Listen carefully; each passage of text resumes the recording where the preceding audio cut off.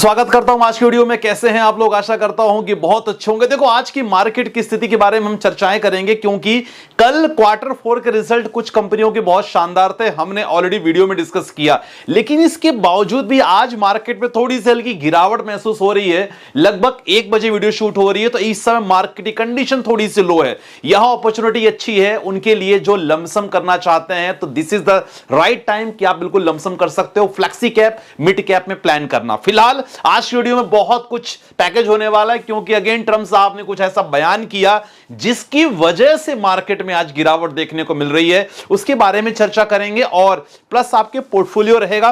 काफी कुछ complete package होने वाला है, वीडियो में देख सकते हैं। इंडिया पाकिस्तान को लेकर लेटेस्ट न्यूज होने वाली है और उसके लिए लगातार आपको इन्फॉर्म करूंगा। फेडरल रिजर्व की मीटिंग का है, उसके बारे में डिस्कस करेंगे। साथ ही साथ एफआईआईस की क्या बिकवाली खरीदारी क्या हुई है। अदानी स्टॉक्स में कल काफी तेजी थी, रीजन क्या रहा, आगे क्या करना है, इसके बारे में डिस्कस करेंगे। प्लस आपके पोर्टफोलियो को रिव्यू करेंगे। सबसे पहले भाई कंडीशन क्या हुई मार्केट। तो देखो, कल का क्वार्टर 4 का रिजल्ट, कैम्स की अगर बात करते हैं, एमएम के बारे में बात करते हैं, अदानी के स्टॉक्स के बारे में बात करते हैं, अच्छे रिजल्ट्स अच्छे आए थे। खासकर इंडियन होटल्स का क्वार्टर का 4 रिजल्ट, रेवेन्यू अच्छा रहा, प्रॉफिट अच्छा रहा। लेकिन आज मैं आपको बताना चाहूंगा, थोड़ा मार्केट की एक बार ना फॉर्मेलिटी कर लेते हैं। मार्केट में सेंसेक्स में आप देखो, सेंसेक्स में हल्की गिरावट 228 पॉइंट की। सेम निफ्टी का एक इंपॉर्टेंट सपोर्ट 24,300, उसके आसपास से निफ्टी घूम रहा है। लेकिन पता क्या है, चिंता वाली बात थोड़ी सी अभी फिलहाल क्या हो गई है, वो है निफ्टी फार्मा को लेके। निफ्टी फार्मा में जो हमारा एक सेक्टोरियल इंडाइसेस है, लगभग 204 पॉइंट की गिरावट केवल निफ्टी फार्मा में हुई। कारण बताता हूं कि क्या कारण है, क्योंकि यही बड़ा रीजन है मार्केट को फॉल करवाने का। आज चलो बात करते हैं, देखते हैं कि क्या रहा है। बेसिकली आपको समझाऊंगा। देखो सिंपल है, ये हमारे यूएस के ट्रम्प साहब हैं, ठीक है ना। और आपको पता है कि ट्रम्प साहब ने रिसेंटली एक एग्रीमेंट साइन किया है और एग्रीमेंट साइन करने के बाद इन्होंने यह कह दिया है कि भाई जितने भी हमारी अप्रूवल्स, हमारे देश में जो भी मेडिसिन बन रही है या रिसर्च चल रहा है, इसका अप्रूवल बहुत फास्ट ट्रैक में होना चाहिए। मतलब यहां सिंपल क्लियर है कि अपने देश को बढ़ाने के लिए और बाहर से डिपेंडेंसी खत्म करने के लिए ट्रम्प साहब बहुत तेजी से काम करना चालू कर दिए हैं। अब मैं आपको बताऊं, सबसे इंपॉर्टेंट है फार्मा की अगर बात किया जाए, हम लोग अभी 2024 में, आपको डेटा जान के आश्चर्य लगेगा, 2024 में 723 बिलियन डॉलर हमने क्या किया था, हमने यूएस को एक्सपोर्ट किया है।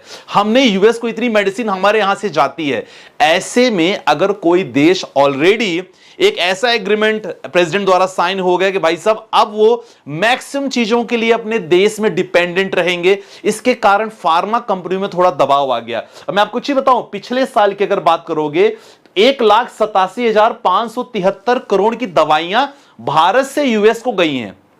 मतलब ये तो क्लियर है कि डिपेंडेंसी है उन पे। लेकिन फिलहाल अभी क्या हुआ, जब इन्होंने एक साइंड ऑर्डर कर दिया है कि भाई साहब फास्ट ट्रैक होना चाहिए काम, मतलब फास्ट ट्रैक होगा, अप्रूवल्स जितने भी उनकी डोमेस्टिक मैन्युफैक्चरिंग है उसका अप्रूवल फास्ट होगा। तो इससे क्या होगा, हमारे देश में जो मैक्सिमम फार्मा के प्रोडक्ट्स हैं, दवाइयां हैं, मेडिसिन है, थोड़ी कम जा पाएंगी अगर यहां चीजें अच्छी हो जाती हैं। तो यह चीज फार्मा सेक्टर के लिए थोड़ी सी ना मायूसी वाली साबित हुई और इसी कारण उनका रेवेन्यू, अगर ऐसा हो गया तो क्या हो गया, फार्मा सेक्टर में रेवेन्यू कम होगा। अब रेवेन्यू कम होगा तो सर डेफिनेटली इंडियन मार्केट में एफआईआईस की जो ज्यादा एंट्री होती थोड़ा सा रुक जाएगी। फ्यूचर की बात हो रही है, इसको देख के थोड़ा सा मार्केट आज सन्नाटा रहा, मतलब मायूसी रही फार्मा सेक्टर में। सिप्ला की बात करें, एबेट की बात करें, जॉनसन एंड जॉनसन, ये सारे फार्मा की कंपनियां हैं। रिलायंस भी अच्छा खासा एक्सपोर्ट करता है थ्रू दीज चैनल्स, तो रिलायंस के भी मार्केट में थोड़ी सी गिरावट हुई। इसी के कारण सर आज की मार्केट में आपको थोड़ा सा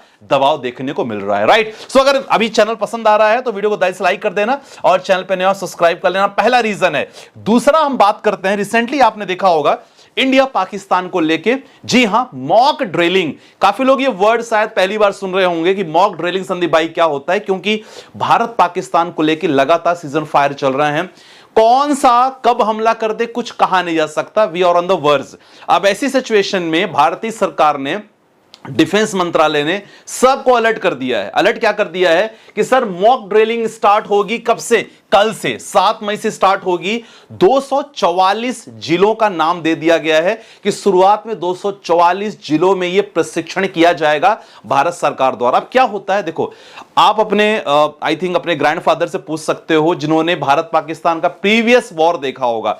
ऐसी कंडीशन होती है, देखो मॉक ड्रिलिंग ऐसी कंडीशन होती है कि आप लोगों को ना रेस्क्यू ऑपरेशन के लिए तैयार किया जा सके। अब हो सकता है कि अगर मान लो एयर स्ट्राइक हो, एयर स्ट्राइक में क्या होता है कि चलो अगर घर के दरवाजे हैं, शीशा है, उसको क्लोज कर देना है, लाइट ऑफ कर देनी है। These are the basic measures, ये ध्यान रखवाने होते। इनकी चीजों को लेके गवर्नमेंट बॉडीज लगातार अब अलग अलग जिलों में प्रशिक्षण चालू कर दिया गया है। मतलब कहीं ना कहीं इंटरनल थोड़ी थोड़ी वॉर की सिचुएशन बन रही है। और यह भी एक कारण है कि मार्केट में हल्की सी आज ना जो गिरावट हल्की आपको देखने मिल रही है, ये थोड़ा सा रीजन हो सकता है 20% ठीक है। तो क्या एक्शन होगा, पब्लिक को क्या करना चाहिए ऐसी कंडीशन पे, ठीक है ना। और ऐसे में ऑपरेशन हमेशा आपका सक्सेसफुल होता है। रिसेंटली हमने देखा था कि जब सायरन बजता है, एयर स्ट्राइक होती है, सायरन बजता है, कैसे स्पेसिफिक सायरन होता है जो आपको ये बताते हैं कि भाई अलर्ट हो जाओ आप लोग। ये सारी चीजें बताई जाना चालू हो गई है, कल से स्टार्ट हो जाएगी। टारगेट 244 जिलों का टारगेट है। ये दूसरी न्यूज थी इंपॉर्टेंट आज के मार्केट में, जो थोड़ा मार्केट को हल्का सा इंपैक्ट कर रही है। तीसरा है सर एफएमसी की मीटिंग है, कल है, और ट्रंप साहब द्वारा दबाव तो है ही पॉल साहब के ऊपर कि थोड़ा सा रेट कट को लेकर काम किया जाए, लेकिन इससे इंपैक्ट उतना ज्यादा देखने को नहीं मिल रहा है क्योंकि ऑलरेडी 2-3 बार रेट कट हो चुका है। तो ये इंपॉर्टेंट खबर थी तीसरी, इसीलिए एक्सपेक्टेशन कल की काफी कम है। चौथा इंपॉर्टेंट है जी एफआईआईज। एफआईआई अगर बात करें माय डियर फ्रेंड, थोड़ी सी कल अगर मार्केट की बात किया जाए, कल एफआईआईज ने अच्छी खासी खरीदारी पिछले 15 दिनों से एफआईआईज ने किया था। तो कल के मार्केट में थोड़ी सी ना इनका देखा जाए, जो इनकी खरीदारी थोड़ी सी 497 करोड़ की हुई है, थोड़ी सी कम है। अब बोलोगे संदीप भाई क्या यहां से मार्केट गिर सकता है? देखो मैं एक चीज हमेशा सिचुएशन कहता हूं, हो सकता है मार्केट में हल्की फुल्की करेक्शन आए। भारत पाकिस्तान का पुराना केस कारगिल हमने ऑलरेडी डिस्कस किया है चैनल पे, जरूर चेकआउट कर लेना। ऐसी सिचुएशन में मार्केट में 4 से 5% तक करेक्शन हुई थी, लेकिन जब युद्ध स्टार्ट हुआ मार्केट में अच्छी खासी तेजी बनी और मार्केट अच्छा खासा दौड़ा था। तो अगर आपका पोर्टफोलियो अभी लाल है तो हो सकता है कि आपने अभी रिसेंटली इन्वेस्टमेंट स्टार्ट किया होगा। तो देखो डटे रहो, यहां बने रहो। सबसे इंपॉर्टेंट मैं हमेशा ये कहता हूं कि पोर्टफोलियो बिल्कुल अच्छा होगा। 8 से 10% पोर्टफोलियो मेरा खुद हो गया था, बट रिवाइव करके 20% पहुंच गया है। तो बिकॉज क्योंकि मार्केट में मैं टिका हूं, तो ये चीज आपको हमेशा ध्यान रखनी होगी। बाकी एफआईआई देखो, डोमेस्टिक मार्केट देखो ना यार, जो डोमेस्टिक इंस्टीट्यूशनल इन्वेस्टर हैं they are very optimistic. 2788 crore की यहां खरीदारी किए हैं, मतलब उनको लग रहा है कि मार्केट में अपॉर्चुनिटी है। ये छोटी छोटी जो कहानियां बीच में चल रही हैं आपके साथ ना, ये आपको मौका दे रही हैं, बस आपको समझना है और एक्शन लेना है, ठीक है। ये चीज हमने देख कर लिया, बाकी तो सब इंपॉर्टेंट है। अदानी स्टॉक्स, जी हां, काफी लोग कह रहे थे कि सर अदानी स्टॉक्स में कल तेजी हुई, हमने कल खरीदारी कर लिया।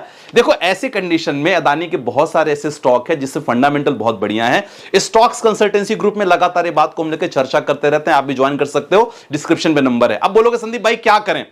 अगर आप फंडामेंटल अच्छे स्टॉक में हो, बने रहो, टारगेट कम से कम 3 से 5 साल देना है। और डेफिनेटली अदानी ग्रुप, कल प्रेसिडेंट साहब ट्रंप जो यूएस के प्रेसिडेंट, उनके साथ मुलाकात हुई, उनसे रिक्वेस्ट की कि भाई यूएस में जितनी भी उनके खिलाफ चार्जशीटें चल रही हैं, जो भी चीज चल रही हैं, सर इसको क्लोज करने की दरख्वास्त की गई है फ्रॉम द यूएस प्रेसिडेंट। अब उनको किया गया है, देखो क्या होता है ये तो वक्त बताएगा, लेकिन इसके कारण ये एक न्यूज मार्केट में आई और आपके जो जितने भी हैं अदानी के स्टॉक हैं सब में तेजी देखने को मिली थी। तो ये कहीं ना कहीं पॉजिटिव इंपैक्ट है फॉर अदानी स्टॉक्स। तो डिस्क्रिप्शन पे नंबर है, जरूर जानकारी ले लेना वहां से कि क्या करना चाहिए। अब आपके पोर्टफोलियो पे आते हैं, ठीक है। काफी लोगों ने पोर्टफोलियो बोला था कि पूछने के लिए, सर मैच्योरिटी होने पर पैसे कैसे मिलेगा? बहुत ही सिंपल है यार, रिडीम प्रोसेस आपको करना होगा। अगर आपने म्यूचुअल फंड में पोर्टफोलियो में निवेश किया है, सिंपल आपके रिडीम वाले ऑप्शन पे जाओ, क्लिक करो, ओटीपी आएगा आपके रजिस्टर्ड मोबाइल नंबर और ईमेल आईडी पे।